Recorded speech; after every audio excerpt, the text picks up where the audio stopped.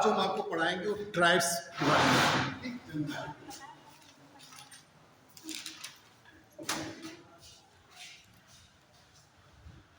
आप मुख्य रूप से आपकी कंट्री वगैरह या आपकी कौन सी जनजाति किस क्षेत्र में पाई जाती है, लेकिन इसके पहले जो सबसे पहले इस पर चर्चा करेंगे वो डेफिनेशन आप कराएंगे।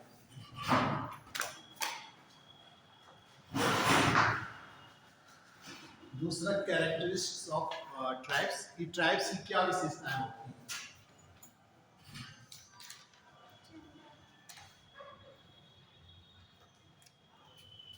और फिर तीसरा वर्ड डिस्ट्रीब्यूशन बताएंगे कि पूरे वर्ल्ड में जो है ट्राइब्स कहाँ कहाँ पर पाई जाती हैं, कौन से।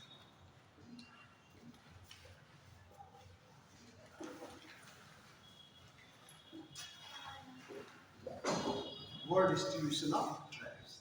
तो वास्तव में जनजाति होती है वो एक सामाजिक समूह होता है। Tribe is a social group which occupies a different area, ठीक, and characterized by the cultural homogeneity and a unifying social organization. The identity and the culture of tribe is closely linked with the natural resources and their environment where they live. तो जो जनजाति आप लिखते हैं, जनजाति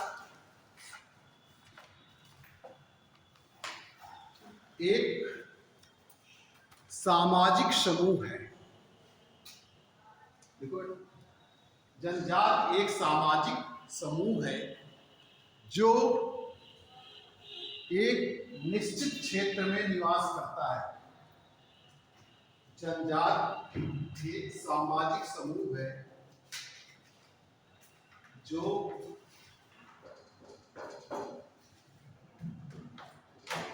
एक निश्चित क्षेत्र में निवास करता है। निश्चित क्षेत्र में निवास करता है, निवास करती है, निवास करती है, जिसकी विशेषता सांस्कृतिक एकरूपता व जिसकी विशेषता सांस्कृतिक एकरूपता व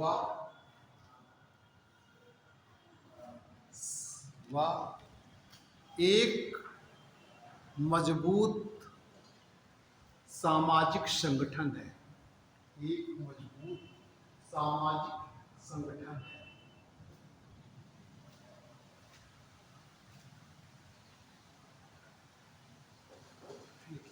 जनजाति की पहचान व संस्कृति, जनजाति की पहचान व संस्कृति, कल्चर, प्राकृतिक संसाधनों व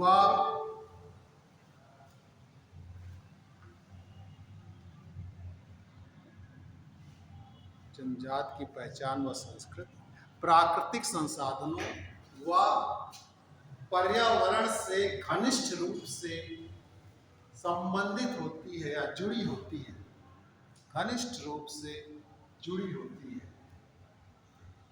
जिस पर्यावरण में वे निवास करते हैं, जिस पर्यावरण में वे निवास करते हैं या रहते हैं। अब इनकी एक लाइन को मैं समझा रहा हूँ, फिर आप समझिए ट्राइब्स क्या होती है। पहली लाइन है कि जनजाति एक समूह,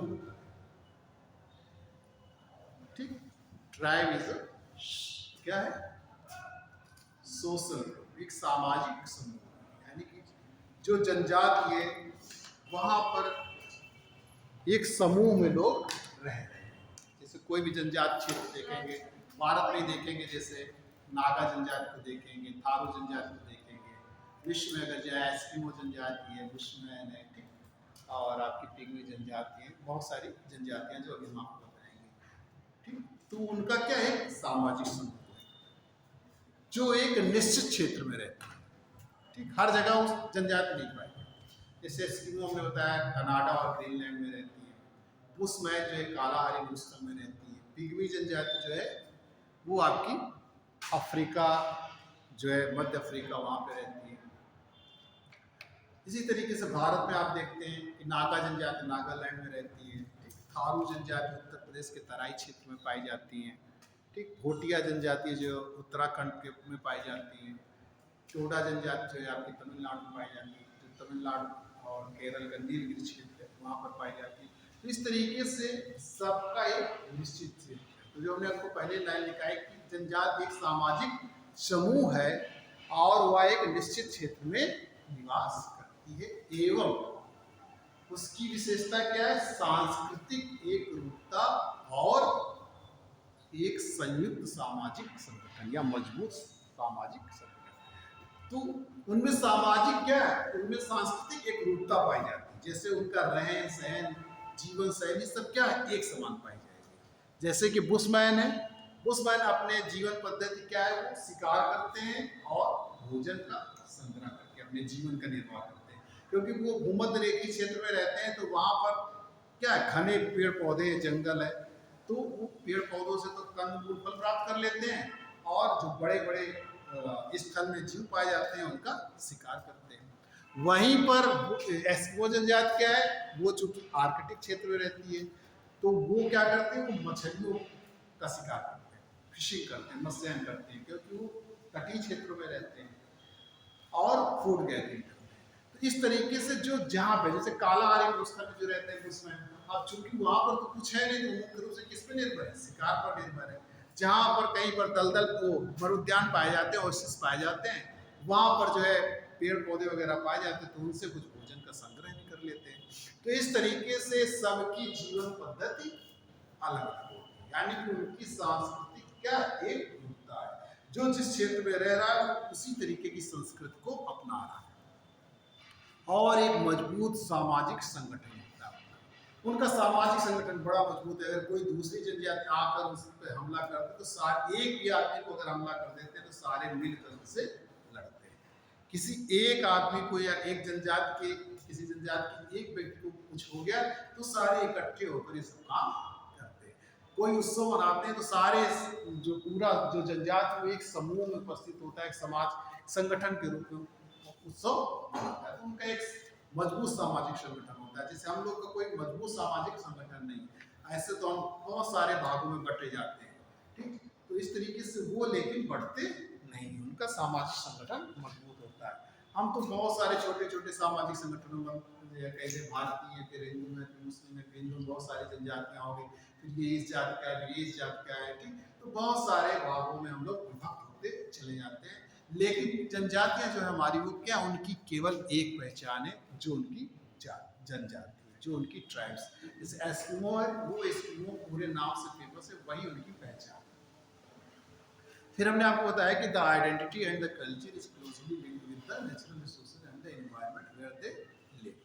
वो जो उनकी पहचान है और जो उनकी संस्कृति है, वो उनके प्राकृतिक संसाधनों और पर्यावरण से घनिष्ठ रूप से संबंधित होती है, जुड़ी होती है, जहाँ पर वो रहते हैं। इसका मतलब है कि वो उनकी पहचान और उनकी संस्कृति का जो विकास होता है वहाँ उपलब्ध संसाधनों के आधार पर होता है। जैसे हमने बताया कि एस्किमो जनजाति है, तो वो मछलियों का शिकार कर रही है, जबकि बुशमैन किसका शिकार कर रहे हैं? जो स्थल पर जीव जंतु पाए जाते हैं उनका कर रहे हैं, क्योंकि उन पर, उनके पास उसी तरीके के प्राकृतिक संसाधन है, उनके पास उसी तरीके का पर्यावरण, इसी वजह से उनकी संस्कृति का विकास उसी तरीके से हुआ है। भाई मछली का शिकार जो है पिग्मी या बुशमैन क्यों नहीं करते? क्योंकि वहाँ वो संसाधन उपलब्ध नहीं। मछली या भी क्या है, जल क्या है, एक संसाधन है। तो मछली जो है वहाँ पर चूंकि होती ही नहीं है, वो मछलियों का शिकार क्या है? वहाँ पर तो जीव जंतु पाए जाते हैं। जैसी इन्वायरमेंट है, जैसी प्रकृति है, जैसे इग्लू बनाकर, मतलब बर्फ के घर बनाकर रहते हैं एस्किमोस, लेकिन वहीं पर पिग्मी जनजाति अपने वृक्षों पर झोपड़ियां बनाते हैं, क्योंकि वहाँ का इन्वायरमेंट ऐसा, वहाँ का पर्यावरण ऐसा है। या तो बर्फ मिल नहीं रही भाई, भूमध्य रेखीय क्षेत्र में तो हमेशा तापमान अधिक रहता है। भूमध्य रेखीय क्षेत्र ऐसा क्षेत्र होता है जहाँ पर पूरे वर्ष भर गर्मी होती है, कभी भी शीत ऋतु नहीं होती, कभी ठंडी नहीं पड़ती है। तो वहां पर तो बर्फ आपको मिलेगी नहीं, तो इस तरीके उनको संसाधन है नहीं, तो वो फिर नीचे इतना घना होता है। भूमध्य रेखीय क्षेत्र में रहते हैं तो भूमध्य रेखीय क्षेत्र में घने वन पाए जाते हैं, बहुत विशाल जंगल पाया जाता है। तो वह नीचे नहीं रह पाते हैं, क्योंकि नीचे ना तो सूर्य का प्रकाश पहुंच पाता है और ना ही जो है वो वहाँ पे इतने जीव जंतु जंगली जानवर पाए जाते हैं कि वो जनजातियों को खा जाएंगे, लोगों को खा जाएंगे। इसलिए अपनी सुरक्षा की दृष्टि से वो क्या करते हैं, पेड़ों पर झोपड़ी बना के रहते हैं। तो देखिए सबके जैसा जिसका इन्वायरमेंट है, जैसी जिसकी कंडीशन है और जैसा उपलब्ध संसाधन है, उसी के अनुसार उनकी संस्कृति का विकास होता है। हम स्कूलों के घर का केवल इग्लू कहते हैं, ना कि हम बुशमैन के घर के इग्लू नहीं कहते। क्यों?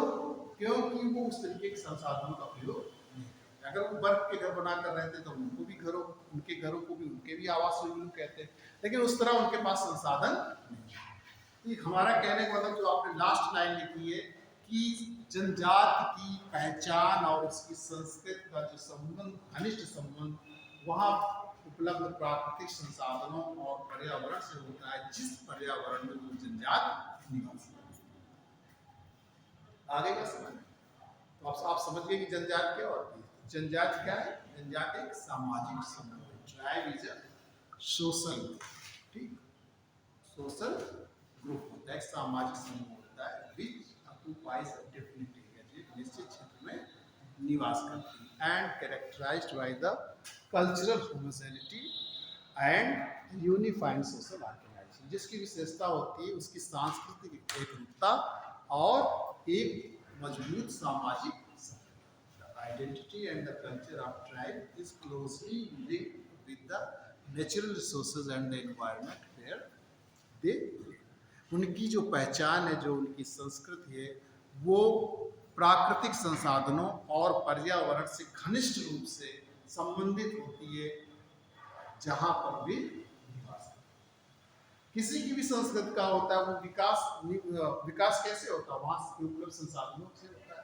संस्कृत से मतलब है जितनी आप जो आपकी नॉन फिजिकल चीजें, गैर भौतिक चीजें जो आप नहीं देख रहे हैं प्रचलन में, वो सब संस्कृति है। खाना पीना, उठना बैठना, रहन सहन, जो भी आप त्यौहार बना रहे हैं, जो भी प्रथाएं हैं आपकी, जो भी आपको धर्म को मान रहे हैं, जो भी भाषा का प्रयोग कर रहे हैं, वो सब क्या है?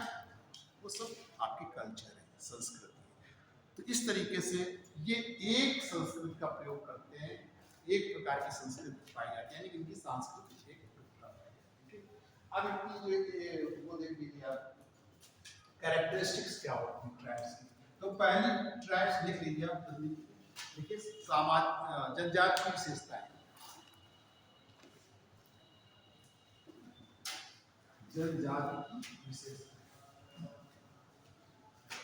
देखिए जनजाति की जो आपने डेफिनेशन देखी उसी में सबसे पहली विशेषता क्या है कि यह एक सामाजिक समूह है। सामाजिक समूह, यह एक सामाजिक समूह होता है। जनजाति एक सामाजिक समूह होता है।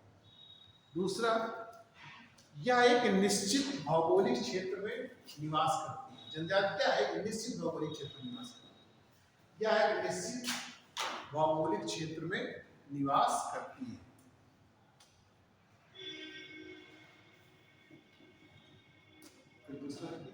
एक जनजाति के सभी लोग, एक जनजाति के सभी लोग,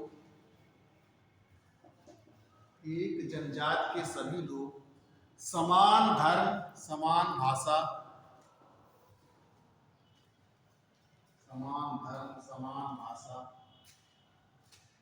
समान जीवन पद्धति पर समान प्रथाओं का उपयोग करते हैं। एक समान प्रचलित प्रथाओं का उपयोग करते हैं, यानी कि इनकी सब एक समान होती है। एक समान भाषा रहेगी, एक ही भाषा का उपयोग करते हैं, एक ही धर्म का उपयोग करते हैं, एक ही जीवन पद्धति का उपयोग करते हैं, एक ही प्रकार की जो प्रचलित प्रथाएं हैं उनका उपयोग करते हैं। फिर आप इसमें लिखिए कि एक जनजात दूसरे जनजात से पूर्णतया भिन्न होती है। एक जनजात दूसरे जनजात से पूर्णतः भिन्न होती है।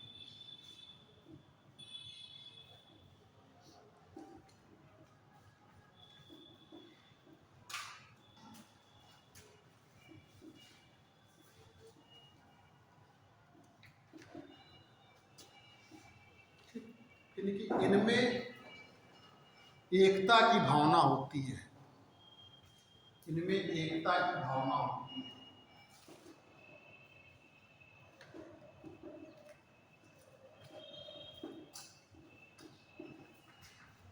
इनमें सुरक्षात्मक जागरूकता होती है। सुरक्षात्मक, प्रोटेक्शन अवेयरनेस, सुरक्षात्मक जागरूकता होती है।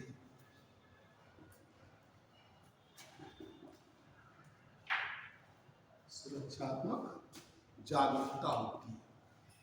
मतलब इनको अपनी सुरक्षा के प्रति बहुत ये जागरूक रहते हैं। जैसे हमने आपको बताया कि जो पिग्मी जनजाति होती है वो वृक्षों पर झोपड़ी बनाकर क्यों रहती है, इसीलिए रहती है क्योंकि अगर वो नीचे रहेंगे झोपड़ी बनाकर तो जो जंगली जानवर होंगे वो उनको क्या करेंगे, खा जाएंगे, उनको नुकसान पहुंचेगा। इसी तरीके से नागा जनजाति रिज टॉप्स पे रहते हैं, कटक शीर्ष पे रहते हैं, नीचे नहीं रहते, कटक शीर्ष पे रहते हैं। वो सोचते हैं कि जो हमारे दुश्मन है वो जब हम ऊपर रहेंगे तो नीचे से वार करेंगे तो हम तुरंत जान जाएंगे और हम ऊपर से आसानी से वार नीचे कर सकते हैं।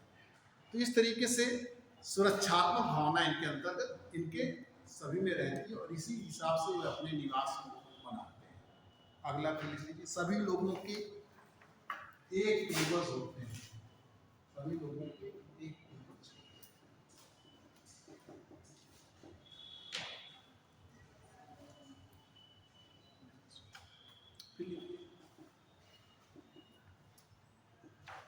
दूसरी मतलब अपनी जनजात से बाहर विवाह नहीं करती, अपने जनजात समूह से बाहर विवाह नहीं करते।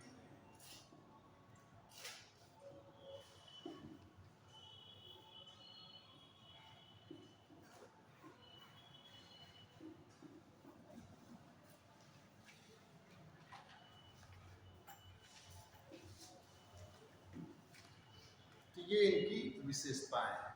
अब हम आपको बता रहे हैं वर्ड डिस्ट्रीब्यूशन ऑफ ट्राइब्स। कौन कौन सी जनजातियां कहाँ कहाँ पर आती, जो आपके एग्जाम में पूछा जाता है कौन सी जनजाति है कहाँ पर पाई जाती। तो वर्ड का मैं बना लें।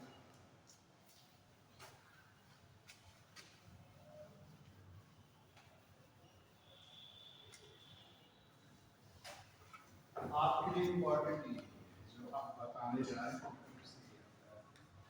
लेकिन एक उसके पहले आपको जानना जरूरी था कि जनजात क्या होती है। बाकी आपसे जनजात की डेफिनेशन नहीं आएगी एग्जाम में, लेकिन ये कि आपके अंदर दिमाग में बैठ जाए कि हाँ जनजात क्या होती है। तो अब वर्ड का मैप बना लें कि वर्ड के मैप के थ्रू आपको बता रहे हैं कि कौन सी जनजात कहाँ पर है।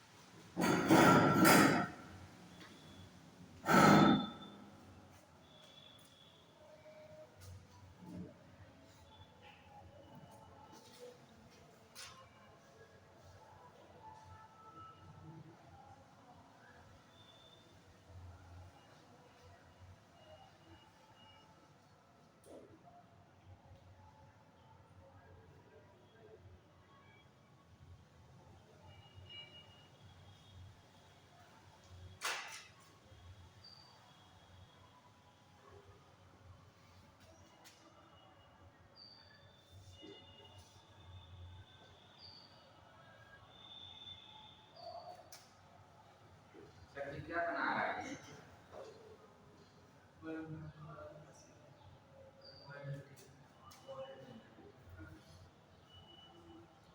वर्ड का मैप बना लें। आपको वर्ड के मैप से बता रहे हैं कि कौन सी जनजाति कहाँ पाई जाती है। हाँ दिखाएंगे, वहाँ पे लिख देंगे उस देश का नाम। बना लीजिए और लिखा देंगे।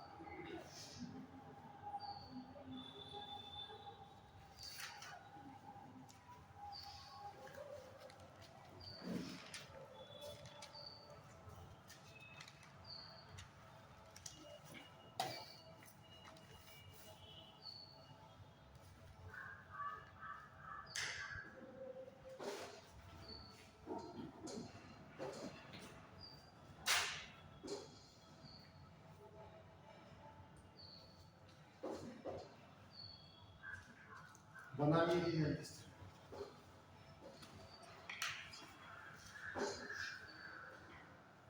देश का नाम बताते जाएंगे कहाँ पे कौन जंजाल पाएंगे।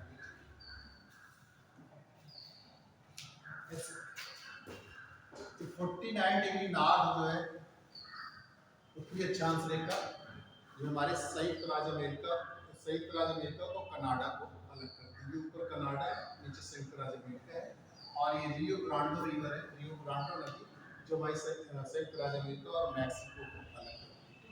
ये उत्तरी अमेरिका है, ये मध्य अमेरिका है, ये दक्षिण अमेरिका है और ये यूरोप है जो यूरोप को अलग करता है एशिया से। आप जानते हैं कि ये अफ्रीका महाद्वीप, एशिया महाद्वीप, ये ऑस्ट्रेलिया। बाकी आप जानते हैं बीच में अटलांटिक ओशियन है, पैसिफिक ओशियन है और इंडियन ओशियन, हिंद महासागर, अटलांटिक महासागर, आंध्र महासागर और इधर ये और ये दोनों एक। जब आप जानते हैं कि आप पृथ्वी क्या है पोल, तो ये हिस्सा और ये हिस्सा आपस में मिल जाता है, मिलेगा। ये आपका अलास्का और ये आपका जो उसका साइड है बियरिंग स्ट्रेट, बियरिंग जंक्शन, जो दोनों को काटा। फिलहाल हम ये बात कर रहे हैं जनजातियों पे। तो कनाडा में आपकी एस्किमो जनजाति है, एस्किमो कनाडा, कनाडा में ग्रीनलैंड दोनों में पाई जाती है। एस्किमो कनाडा और ग्रीनलैंड।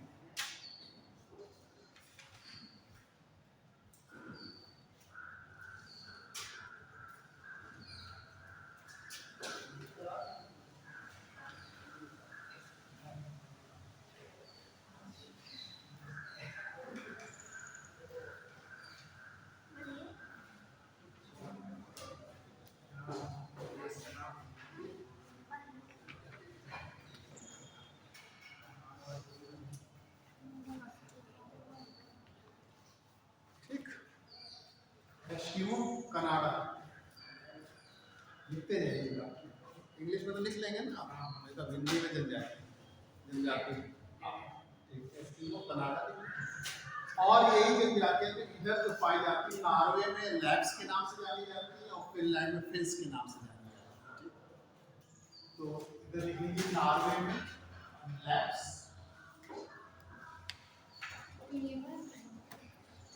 और फिनलैंड में फिन्स के नाम से।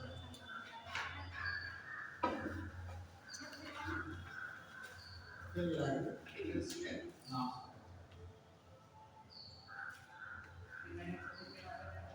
फिन्स के नाम से। ये ग्रीनलैंड एस्किमो जनजाति। बेटा तो लिखो किताब आ गई।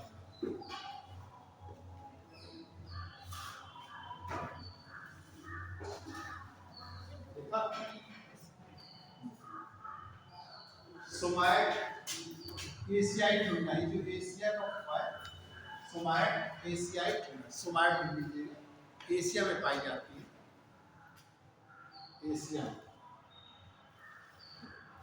यूका गिर, यूका गिर। और ये लास्ट फिगर चुचकी, चुचकी जनता।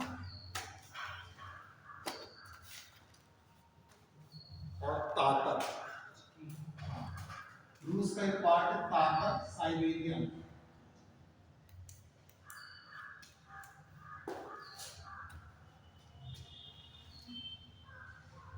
जो रेड इंडियन से पाई जाती है वो मुख्य रूप से यूएसए में पाई जाती है, कभी आप में आ सकता है तो नॉर्थ अमेरिका, उत्तरी अमेरिका करके।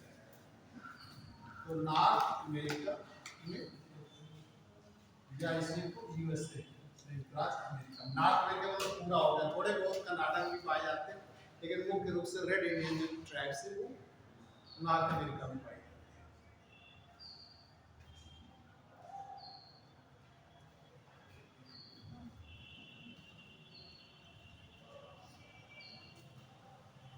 माया जो है मैक्सिको में पाई जाती है, माया मैक्सिको।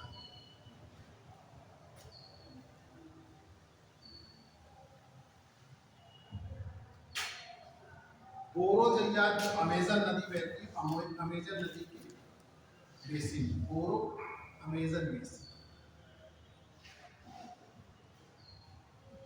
और औका, औका इक्वाडोर में पाई जाती है। इक्वाडोर आपने देश का नाम सुना होगा, औका इक्वाडोर जो देश है दक्षिण अमेरिका में, इक्वाडोर।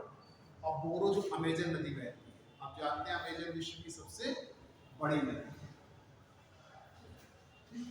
इतनी बड़ी एरिया नहीं उसका बेसिन का है, वैसे लंबाई में तो 6000 समथिंग है, 6800, लेकिन वॉल्यूम में बिगेस्ट है अपने आयतन में, वैसे लंबाई जो सबसे नहीं है। हाँ अमेरिका में, साउथ में, दक्षिण नील नदी लंबी, अफ्रीका में पाई हाँ नील नदी अफ्रीका में पाई जाती है, मिस्र यहाँ से, इथोपिया से, और ये यहाँ से विक्टोरिया झील से व्हाइट नील और ब्लू नील के नाम से निकलती है, और जो है सूडान के पास जाके मिलती है, और फिर जो आगे वो नील नदी के नाम से चलती है, और आगे यहाँ मेडिटेरियन सी मिलती है, जो विश्व की सबसे लंबी नदी, लार्जेस्ट रिवर। दोनों थोड़ा सा अंतर है, largest river of the world नील नदी और biggest river of the world जो है अमेजन। तो औका हो गया, और काउचो जो है उरुग्वे और अर्जेंटीना, काउचो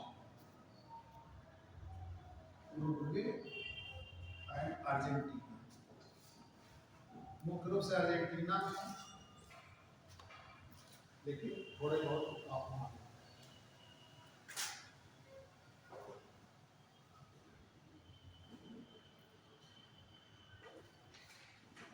अब देखिए अफ्रीका में जो पिग्मी जनजाति सबसे फेमस पिग्मी, ये वैसे तो भूमध्य रेखीय क्षेत्र में पाई जाती है, लेकिन अगर एक देश का नाम आए तो जायरे, जायरे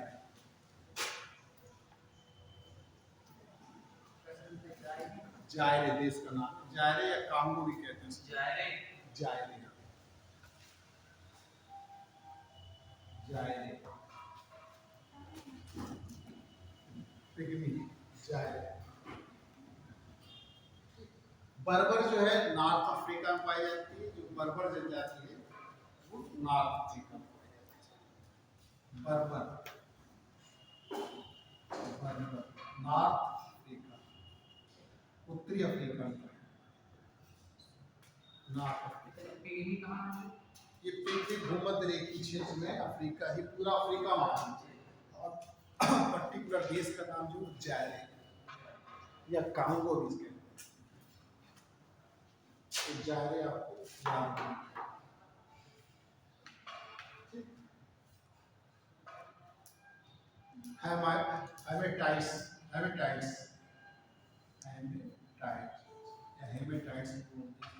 ये उत्तरी पश्चिमी नॉर्थ वेस्ट अफ्रीका में पाया, उत्तर पश्चिमी अफ्रीका में पाया।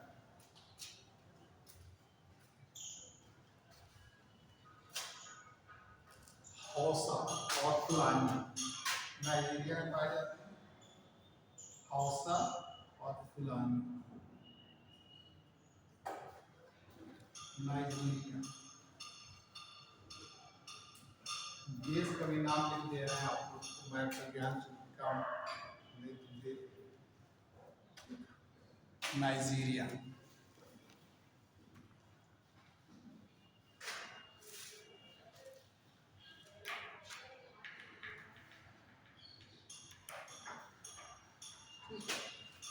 बुशमैन कालाहारी डेजर्ट में पाई जाती है।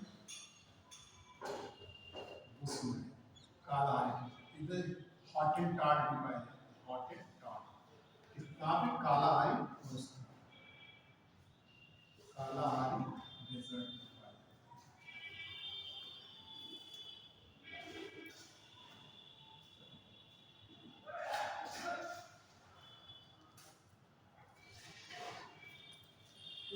दक्षिण अफ्रीका में बंटू जनजाति पाई जाती है। बंटू साउथ अफ्रीका ये भी जुलू जनजाति पाई जाती है। वो पर्टिकुलर अफ्रीका का जो नेटाल क्षेत्र है, नेटाल साउथ अफ्रीका का जुलू। इंडिया में तो थोड़ा आसान आता है लेकिन सीढ़ियों से पूछे जाती है सभी लोग। लेकिन अब लगभग लोग सभी फेमस जनजाति आपको बताते हैं।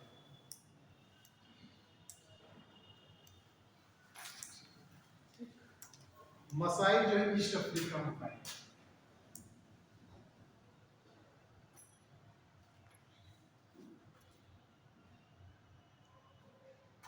है। मसाई बहुत फेमस बहुत इम्पॉर्टेंट अफ्रीका। ये किक्यू किक्यू जनजाति केन्या में पाई जाती है।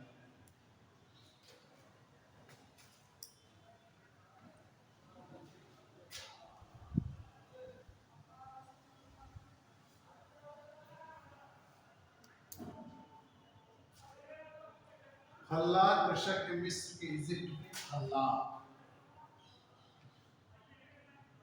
मिस्र में पाई जाती है, इजिप्ट में। बद्दू जनजाति पाई जाती है अरब प्रायद्वीप में। बद्दू अरब प्रायद्वीप।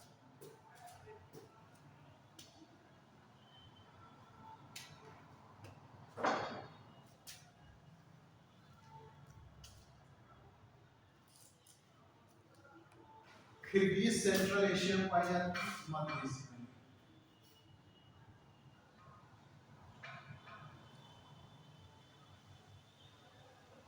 सेंट्रल एशिया मध्य एशिया।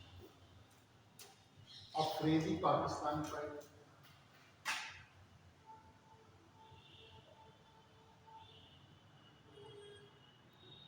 विद्या श्रीलंका में पाई जाती है।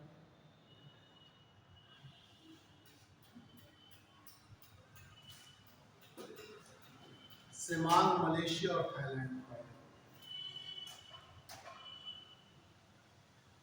सिमांग मलेशिया में मुख्य रूप से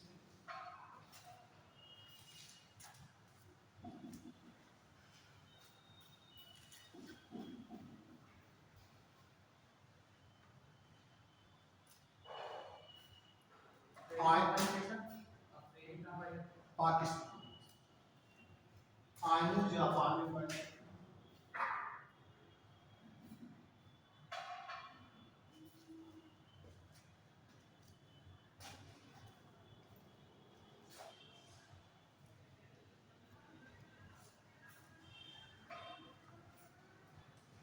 पुनान बोर्नियो द्वीप में पाई जाती है। Punan Borneo Papuas Papua New Guinea में पाई जाती है। पापुआस न्यू गिनी।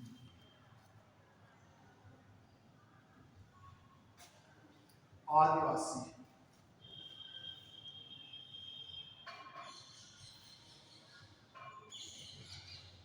आदिवासी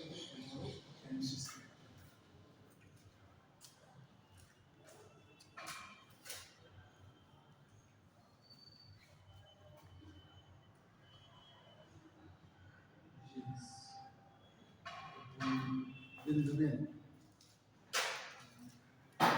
बिंदीपू यहीं पर पाई जाती है ऑस्ट्रेलिया में।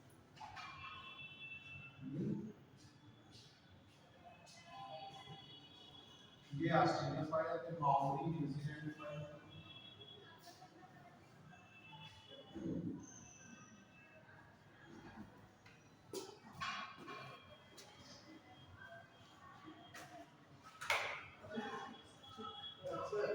ऑस्ट्रेलिया में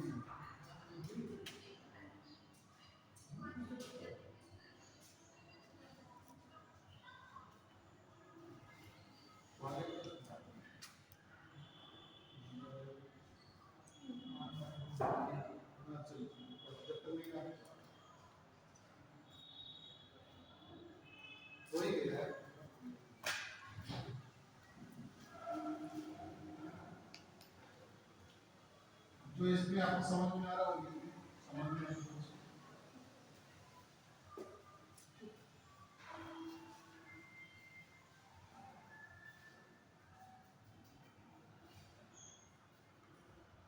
भारत में देखेंगे तो हिमाचल प्रदेश में मिलती है।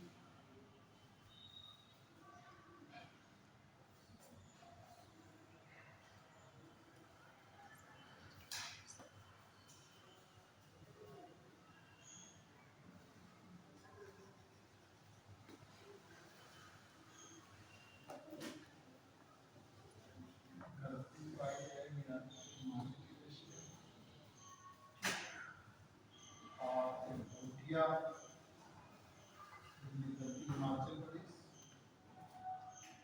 या इसको धौलाधार श्रेणी आती है। भूटिया लिख लें उत्तराखंड में, उत्तराखंड लिख दे रहे अल्मोड़ा में से पाई जाती है।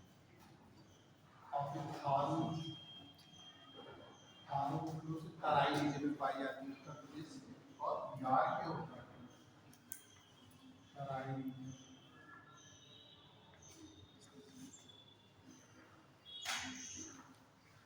और इधर आपका नागा जनजाति पाई जाती है नागालैंड में।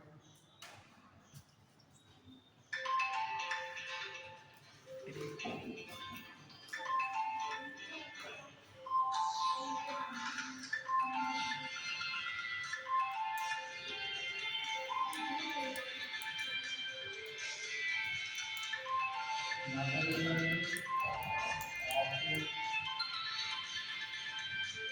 झारखंड में आपको संथाल संथाल पाया जाता है।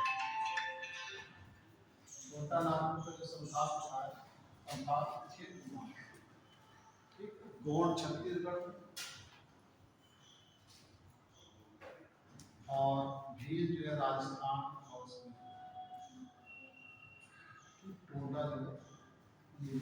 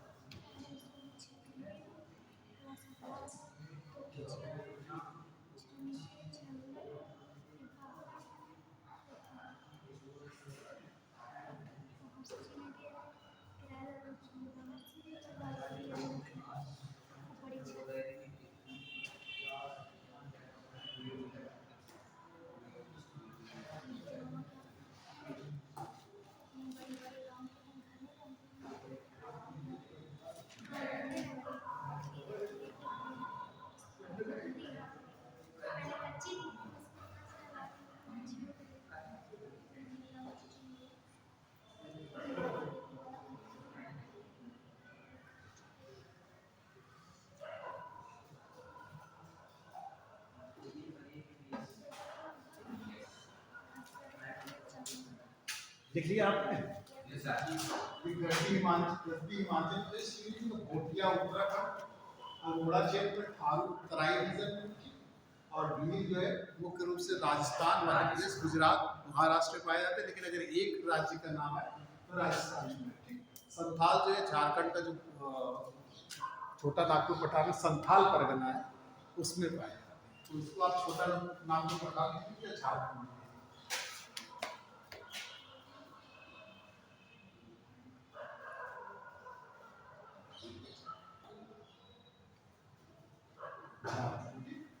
गोंड छत्तीसगढ़ मध्य प्रदेश।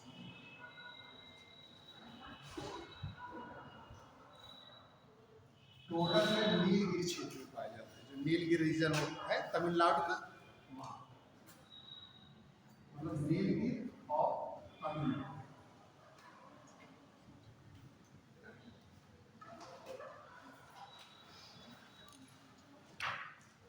ठीक, तो मैंने लगभग वो सब आपको जनजातियाँ बता दी इम्पॉर्टेंट जो आती हैं। कुछ पूछना हो आप पूछिए, जब तक आपके टीचर नहीं आए। ये सब आपने सही सही लिखा है, जो अभी आपको समझ में ना आया तो लिख लें, आप हिंदी में लिख लेंगे, नहीं तो जनजातियाँ ज़्यादातर यही आती हैं। अब देखिए कुछ जनजातियों के बारे में थोड़ा सा आपको 2-3 लाइन बता देता हूँ। जैसे ये एस्किमो जनजाति है, ठीक। एस्किमो जनजाति की विशेषता क्या है कि इग्लू आवास में रहते हैं। इनके लिख लीजिए, इनके आवास को क्या कहते हैं? इग्लू। इनके आवास को इग्लू कहते हैं, ठीक। ये जो गाड़ी का प्रयोग करते हैं, स्लेज गाड़ी का प्रयोग, ये जो कैरबू होते हैं जो हड्डियों से बनी हुई स्लेज गाड़ी का प्रयोग करते हैं। इसको आता है एग्जाम में, आप लोग इसको लिख लीजिए। रेंडियर नामक पशु को पालते हैं, रेंडियर को ये पालते हैं, और मछली के शिकार करने में हार्पून नामक यंत्र का प्रयोग करते हैं। ये 4 चीजें इंपॉर्टेंट है, आता है एग्जाम में पूछा जाता है कि ऐसी कौन सी जनजाति है जो हार्पून नामक यंत्र का प्रयोग मछली के शिकार करने में करती है। तो एस्किमो के बारे में बता रहे हैं। और ये बर्फ से बने हुए गुंबदाकार बनाते हैं, छोटा सा गेट रखते हैं जिसको हम लोग इग्लू के नाम से जानते हैं। ये भी पूछे जाते हैं कि एस्किमो के आवास को क्या कहते हैं, या इग्लू किस जनजाति का आवास है। फिर ये रेंडियर नामक पशु पालते हैं जो कुत्तों जैसे होते हैं, और ये कैरबू जो जंतु जीव होता है उसका ये शिकार करते हैं, उसी की हड्डी और खालों से गाड़ी बनाते हैं। अगर आपने कोई फिल्म वगैरह देखी, आर्कटिक, नहीं कुत्ते खींचते हैं उसको, वो लोग गाड़ी में बैठते हैं, 3-4-5 कुर्सी हो जाते हैं और उसमें बैठ जाते हैं, हाँ खींच लेते हैं, बर्फ में चलते हैं। आप देखते हैं आर्कटिक रीजन में, जो कभी आपने मूवी देखी आर्कटिक रीजन वगैरह, और ये हार्पून नामक भाले का प्रयोग करते हैं। जैसे होता क्या है, आर्कटिक क्षेत्र में ऊपर तो बर्फ जमी रहती है, नीचे पानी रहता है, तो मछलियाँ उनमें रहती हैं, और जहाँ जहाँ छिद्र होते हैं उनमें वो सांस लेने के लिए मछलियाँ आती हैं। तो ये हार्पून नामक जो है यंत्र भाला लिए बैठा रहता है। एस्किमो जो शिकारी होता है तुरंत अचूक वार करता है, बहुत निपुण शिकारी होता है, और तो इस तरीके से वो शिकार करते हैं। जैसे आपने इंटरटेनमेंट अगर पिक्चर देखी हो तो आपने देखा होगा कि उस आर्कटिक क्षेत्र में जो क्या है, जब कुत्ता दौड़ता है तो ऊपर बर्फ जमी रहती है, नीचे पानी रहता है, देखा है आपने। इस तरीके के क्षेत्र में ये आप जान लीजिए, इसको देख लीजिए। और दूसरी जनजाति फेमस क्या है, पिग्मी। पिग्मी जो है झोपड़ियों में रहती है, ठीक है, झोपड़ियों में, मतलब वृक्ष के ऊपर झोपड़ी बना के, वृक्षों के ऊपर झोपड़ी बना, ठीक। और ये बांस की सीढ़ी का प्रयोग करते हैं।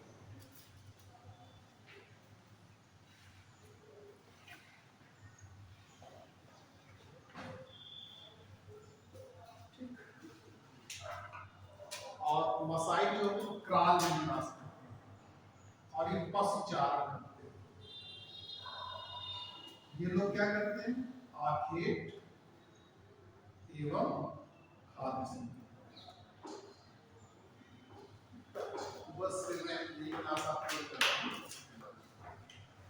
पूछना चाहें तो कुछ पूछना हो पूछ लीजिए, थोड़ा जल्दी ट्राई। ठीक